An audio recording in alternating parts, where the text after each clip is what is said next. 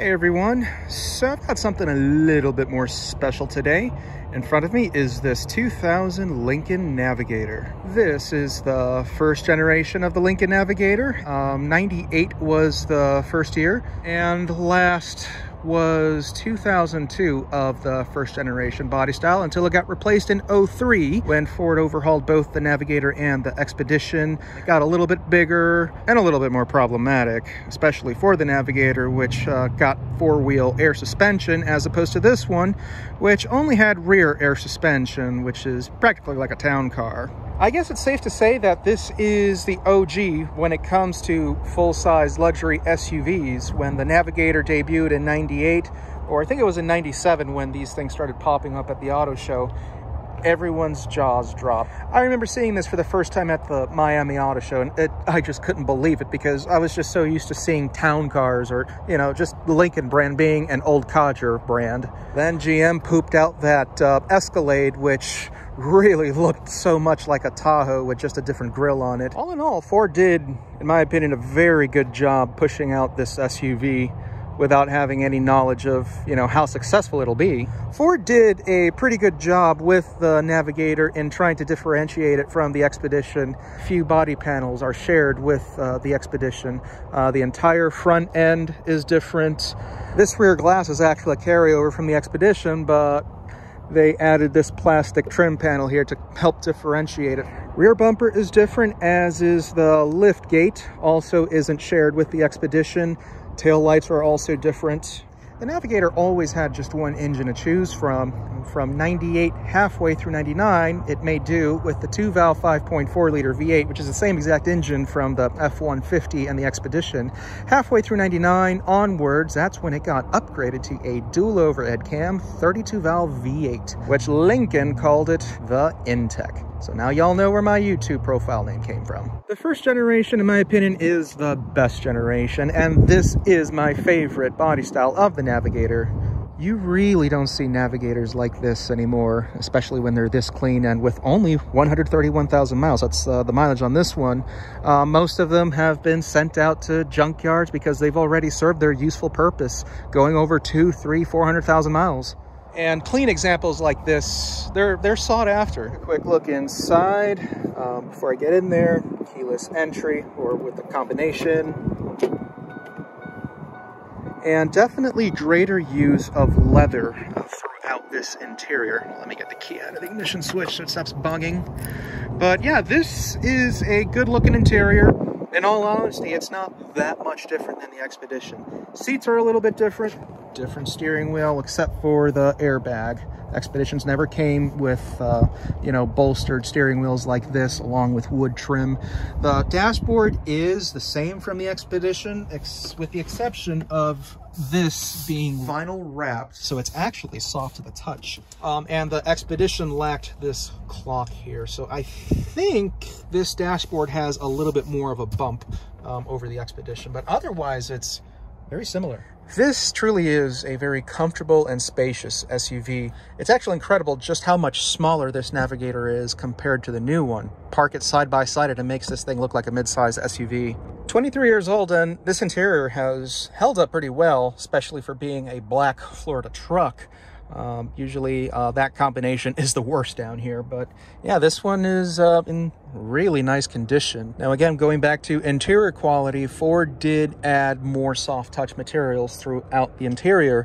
Everything here on the door panel is soft to the touch. There's no plastic, with the exception to the wood trim. Top of the dashboard again is padded armrest.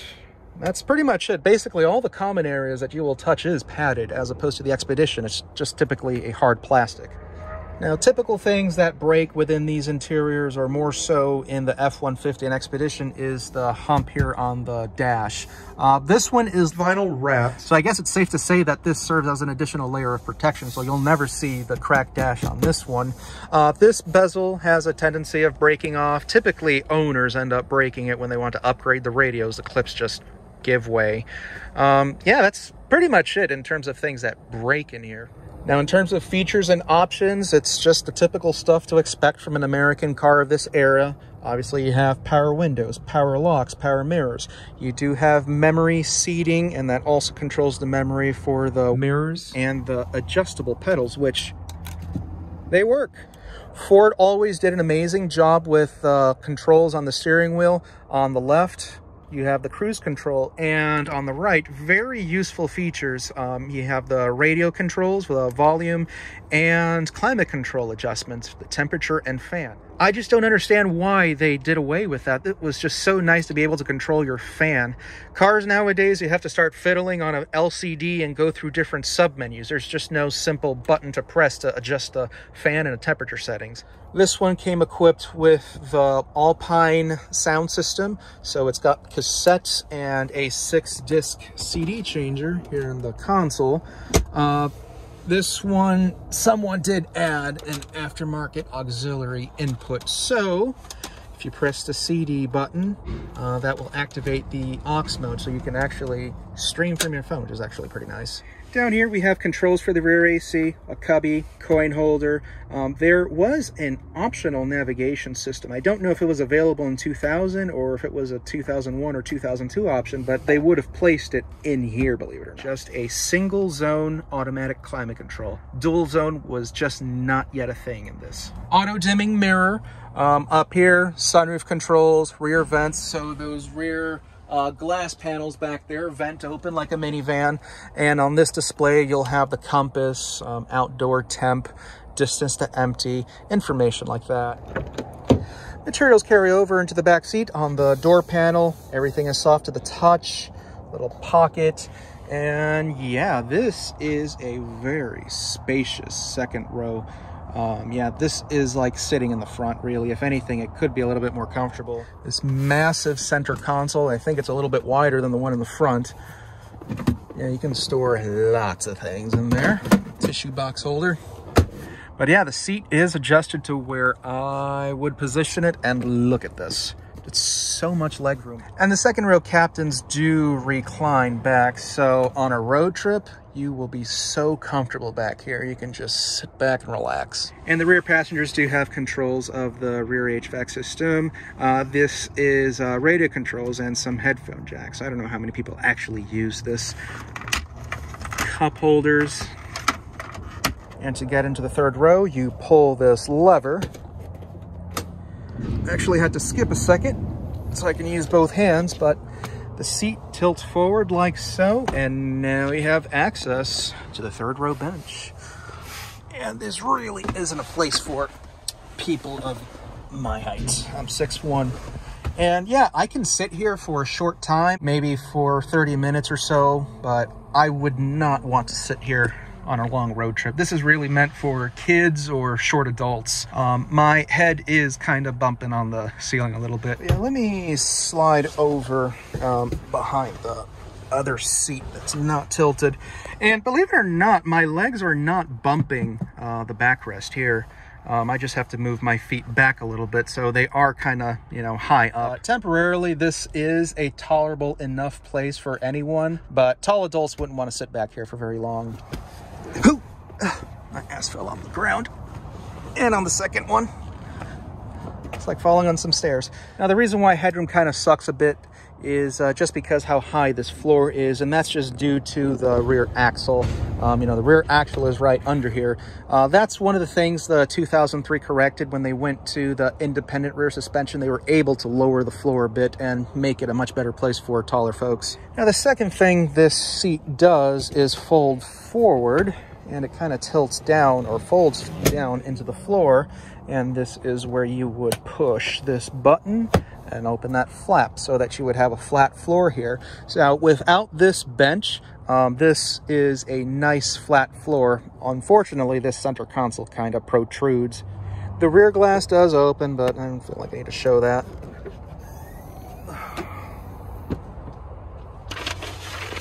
Just have to put this stuff aside, but here's a look at the cargo area. Not very much when the third row is in place. If you don't feel like removing it, you can tilt down the backrest and you'll be able to, you know, slide objects on top and on that direction. Now, if you want to increase this area without having to remove this bench, just lift it like so, and then you put this bar here to secure it. There you go.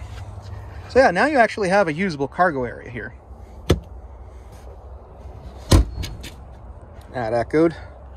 Otherwise, that's it. This is the woofer for the Alpine sound system and storage for the jack. Let's turn this thing on.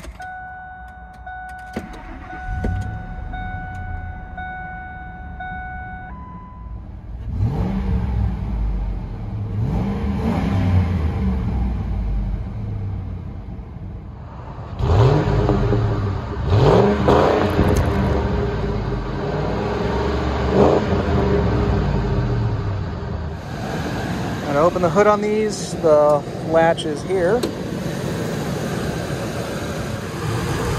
Again, the Intech 5.4 liter 32 valve V8s. Paired to a 4-speed automatic. Every single one of these were paired to a 4-speed. I think it was called the 4R100. I think that was the transmission Ford used at the time on the diesels before they upgraded to the 5-speed automatic. Overall, this is a far more attractive looking engine versus the 2-valve 5.4 in the Expedition, and definitely much less room. Not really much of a place to stick your hand.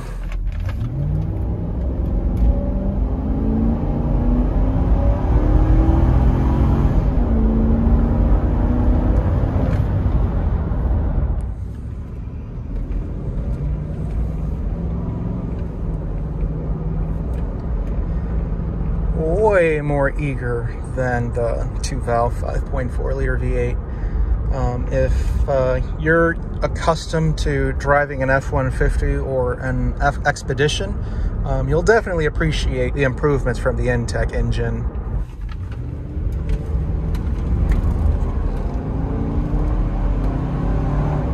So much more eager.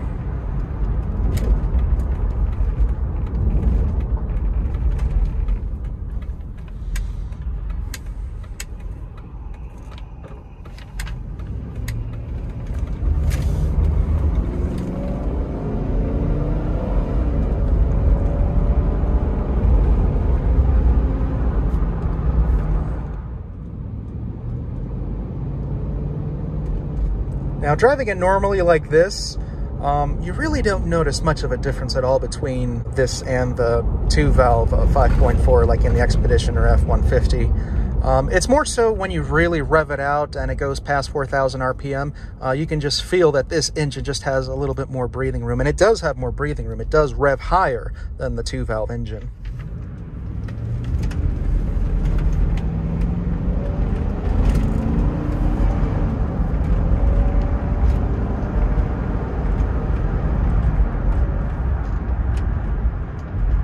Now, these are plush riding trucks. I'd like to look at it as a high-riding, truck-based town car. It doesn't ride as plush as a town car because this is based on an F-150, so it's going to have some truck characteristics to it. It's going to have a little more chassis flex. It's going to have a little bit more harshness, but overall, this is still a very comfortable SUV to ride and drive in.